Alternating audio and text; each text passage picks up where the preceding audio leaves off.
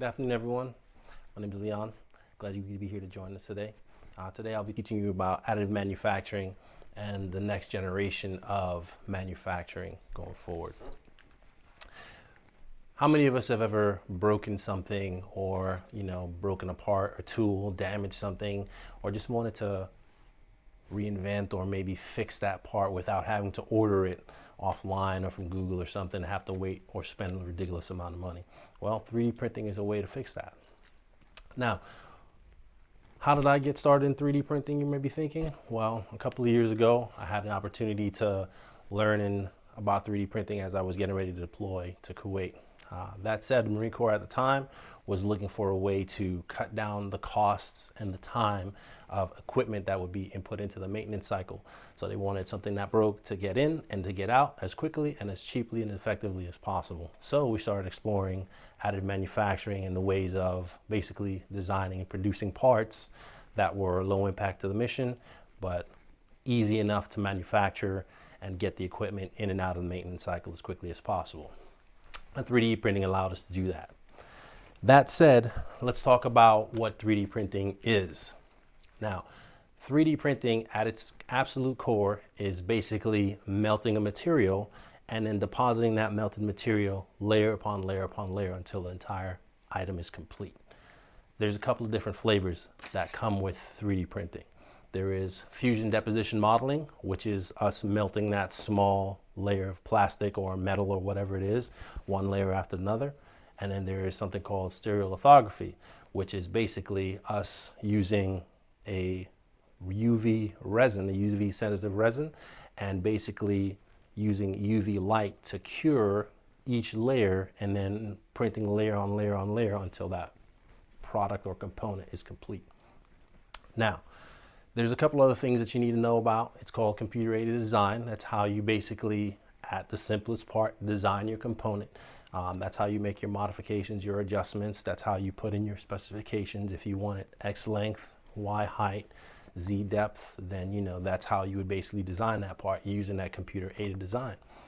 Along with computer-aided design, we have software that slices that material or that finished product. So let's say you wanted to design this flower, for instance, and you wanted to print that. Your CAD would be the software to design this component, and then your slicer would then mathematically slice and measure all the components and then cut it into thin layers, which the 3D printer can then read and then print, right? Next, you have the type of the control system, which would be known as CNC, which is computer numerical control. It basically is a set of instructions generated by a computer that then tells your machine exactly where and how to move and what to do to accomplish that component, to allow that component to be created from start to finish, right? And then finally, we've got to talk about the different types of materials. Not all materials are going to accomplish what you're looking for, right? So if you wanted to replace a metal component with a plastic component, that's not really going to work very well, right? Because the metal component is going to be a lot harder. However, you can use that plastic filament or that plastic medium to allow you to make sure that the size and the function of whatever it is that you design works properly. And then you can go ahead and, change the material. Now, when you start changing the different types of materials, you want to know about the very basics. First type of material that you have out there that's very common is called PLA, or polylactic acid, or PETG, which is polyethylene tetralate glycol, right? And those are the two most common types of plastic filaments and polymer filaments that are out there. They're very easy to use, they're very friendly, user-friendly, and they allow you to, produce things at the least amount of expense, and it's the most forgiving and it's most tolerance. So you can basically prototype your parts. Now, let you know a little bit about what additive manufacturing is. Now we can talk about a little bit of the history and who uses it, right?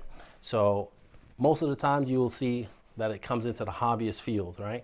Now, hobbyists have only recently started using this technology, and because it's become a hobbyist thing, it's been exposed to a large hobbyist community who's then, had the opportunity to innovate and revitalize and create and put a lot of different spins on the software and the hardware out there. Now, you'll find a lot of this in the educator space, in the industry. Now, when you look at the different industries, it's a wide spectrum. It's been used in aerospace, it's been used in the medical field, it's been used in basically every industry. Components, they can always use 3D printed components in there because they can print those parts on the job.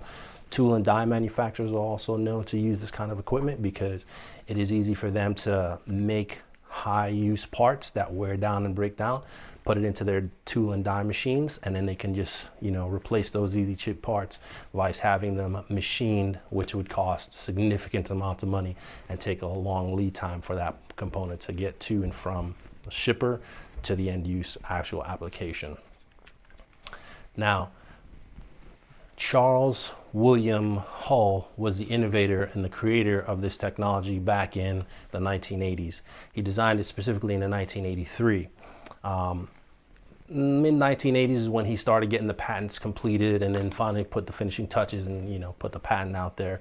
And then at that time it was strictly a full-on industry-only piece of equipment.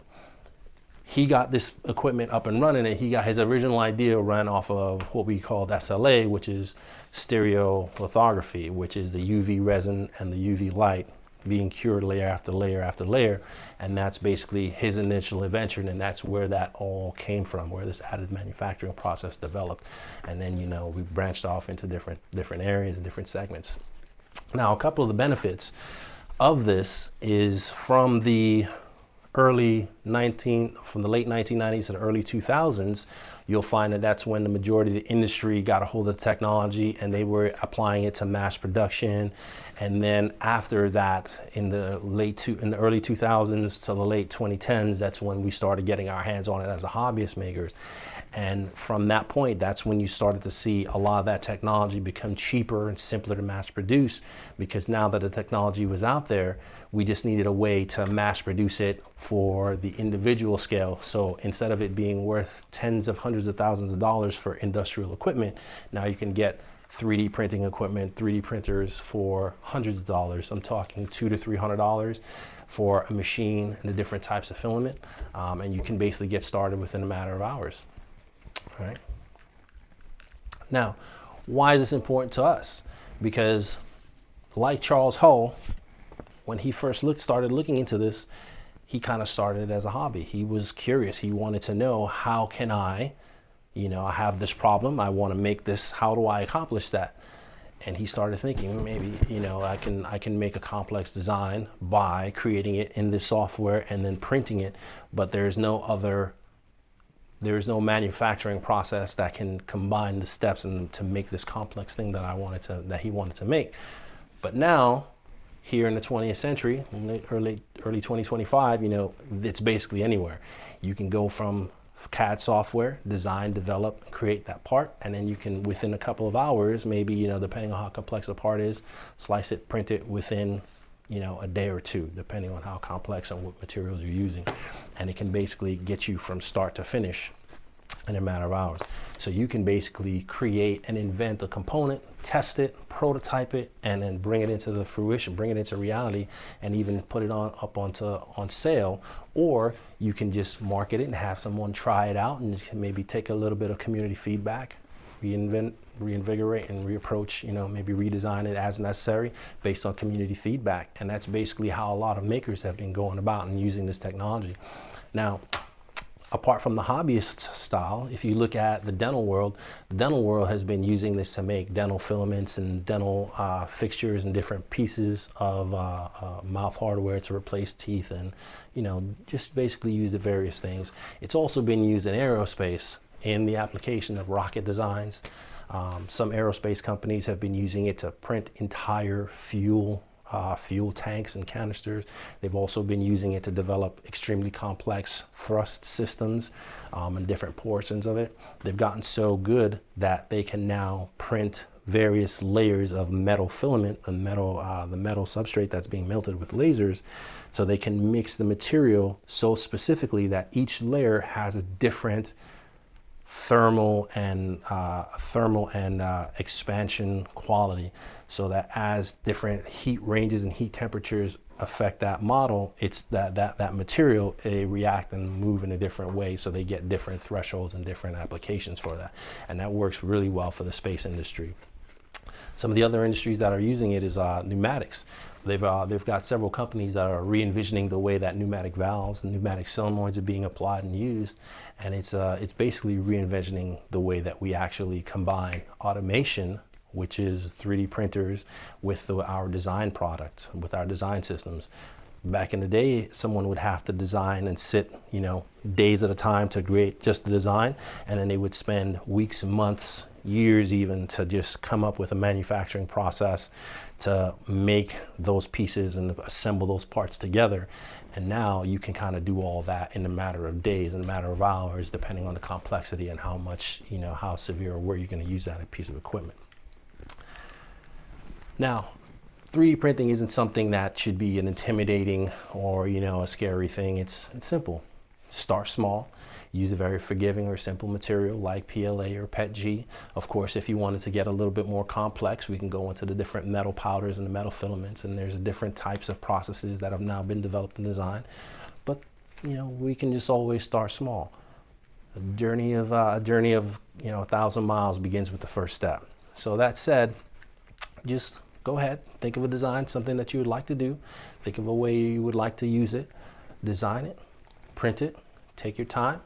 Once it's out there, if that first print doesn't work, there's a couple of things that you can do. Make sure you look at the bed adhesion and the way you're going to print it and the different layer settings. Maybe look at the speed in which you're printing it, and maybe the different types of material and how are you going to use it. And every time your print fails, it's not a failure, it's just a learning opportunity, and it's a way for you to improve the skills and basically get better at what it is that you're trying to create. And you can just iterate, and repeat. Just a great way to get going and get those innovative juices flowing.